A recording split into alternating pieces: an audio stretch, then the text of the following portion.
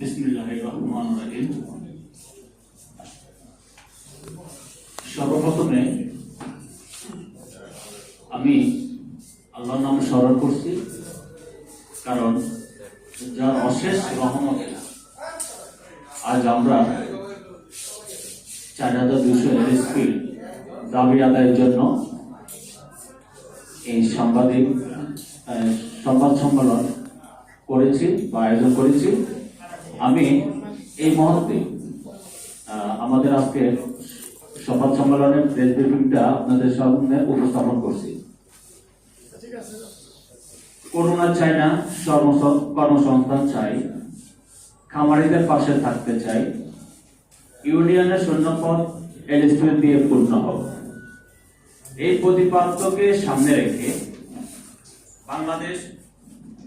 Bangladesh LSP ঐক্য পরিবার কেন্দ্রীয় কমিটি কর্তৃক আয়োজিত আজকের এই সংবাদ সম্মেলনে উপস্থিত গণপ্রজাতন্ত্রী বাংলাদেশ সরকারের প্রাণী সম্পদ অধিদপ্তরের আওতায় প্রাণী সম্পদ ও ডেইরি উন্নয়ন প্রকল্পে 4200 জন এলএসপিদের প্রতিনিধিবৃন্দ উপস্থিত আছেন। স্বাধীন বাংলা স্বাধীনভাবে কাজ করা মিডিয়া জগতের সকল মিডিয়াবৃন্দ ও আজকের এই সংবাদ সম্মেলনে আপনারা যেখান থেকে দেখছেন এবং শুনেছেন, সকলকে আমি মোহাম্মদ শরীফ হোসেন, সদস্য সচিব, বাংলাদেশ এলএসপি ঐক্য পরিবারের কেন্দ্রীয় কমিটির পক্ষ হতে জানাই সালাম, শুভেচ্ছা, অভিনন্দন। আসসালামু আলাইকুম ওয়া রাহমাতুল্লাহি ওয়া বারাকাতুহু। প্রিয় সাংবাদিকবৃন্দ, আপনারা অবগত আছেন যে গণপ্রজাতন্ত্রী বাংলাদেশ সরকারের উন্নয়নমূলক প্রকল্পের অন্যতম একটি হলো প্রাণী সম্পদ ও ডেইরি উন্নয়ন প্রকল্প।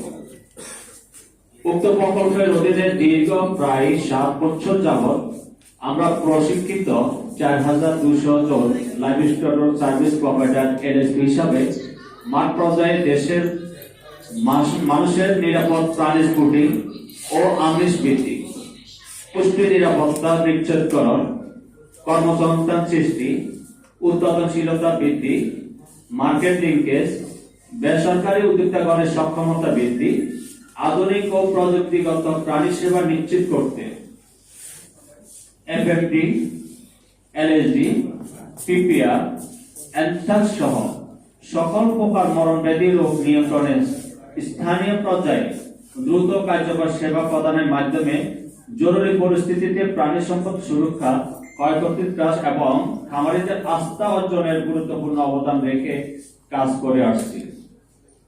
তাছাড়া আমাদের মাধ্যমে প্রতিটি ইউনিয়ন, পৌরসভা, সিটি কর্পোরেশনের নর নারী মিলে প্রায় 2,60,000 খামারি নিয়ে 6,500টি উৎপাদনকারী দল পিজি গ্রুপ তৈরি করে তাদেরকে প্রতি মাসে ফার্মার্স ফিল্ড স্কুলের মাধ্যমে আমরা বিভিন্ন প্রশিক্ষণ প্রদান করে থাকি এবং তাদের থেকে প্রতি মাসে একটা নির্দিষ্ট সঞ্চয় আদায় করে বাংলাদেশ কৃষি ব্যাংকে তাদের অ্যাকাউন্টে জমা রাখা হয়, যা বর্তমানে সারা দেশে তাদের সঞ্চয়ের পরিমাণ 130 কোটি টাকার ঊর্ধ্বে। প্রাণী সম্পদ মন্ত্রণালয় অধিদপ্তরের তথ্য মতে এই প্রাণী সম্পদের মাঠ পর্যায়ে প্রকল্পের 80% কাজ আমরা এলএসপির সফলতার সাথে করেছি। প্রিয় সাংবাদিকবৃন্দ, অত্যন্ত পরিতাপের বিষয়, গত 31/3/2026 তারিখে উক্ত প্রকল্পের মেয়াদ শেষ হয়ে গিয়েছে।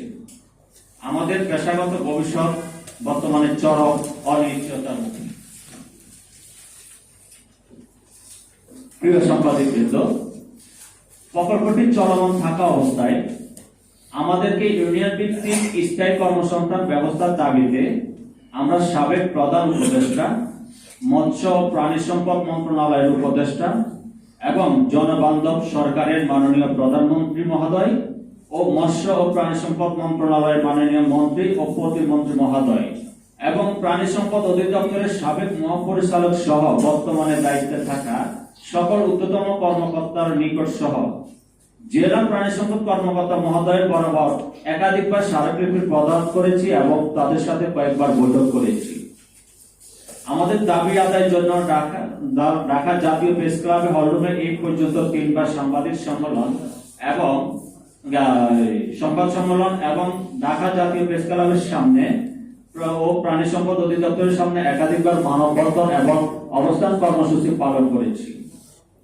প্রিয় সাংবাদিকবৃন্দ, ইতিপূর্বে মার্চ মাসে আমরা প্রাণী সম্পদ অধিদপ্তরের সামনে শেষ দুইবার অবস্থান কর্মসূচি পালনকালে আমাদের কর্মসংস্থানের ব্যবস্থার জন্য অধিদপ্তর হতে মন্ত্রণালয় বরাবর দুইবার ফরওয়ার্ডিং এবং সুপারিশ করেছে, কিন্তু অদ্যাবধি পর্যন্ত আমাদের এই ফরওয়ার্ডিং এর কোনো কার্যক্রমের সুফল সিদ্ধান্ত না আসায় আমরা পরিবার পরিজন নিয়ে হতাশার মধ্যে আছি।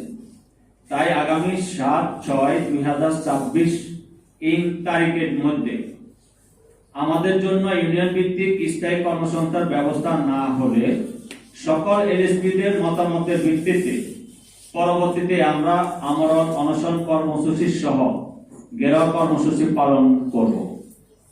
যতক্ষণ না পর্যন্ত আমাদের জন্য কোনো কর্মসংস্থান ব্যবস্থা না হয় ততক্ষণ পর্যন্ত উপজেলা ইউনিয়ন ভিত্তিক সকল কার্যক্রম বন্ধ থাকব।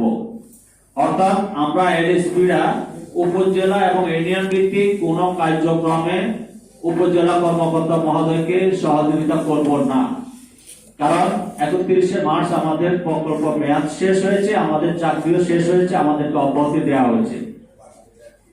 তাই আমি মাননীয় প্রধানমন্ত্রী, মৎস্য ও প্রাণী সম্পদ মন্ত্রণালয়ের মাননীয় মন্ত্রী ও প্রতিমন্ত্রী মহোদয় এবং প্রাণী সম্পদ অধিদপ্তরে বর্তমানে দায়িত্বে থাকা সকল ঊর্ধ্বতন কর্মকর্তা মহোদয় নিকট অনুরোধ করে বলছি, আমাদেরকে বেকারত্বের দিকে ঠেলে না দিয়ে কর্মসংস্থানের ব্যবস্থা করে দিন। আমাদের কর্মসংস্থানের ব্যবস্থা হলে বাঁচবে খামারে, বাঁচবে দেশ, সবার আগে বাংলাদেশ।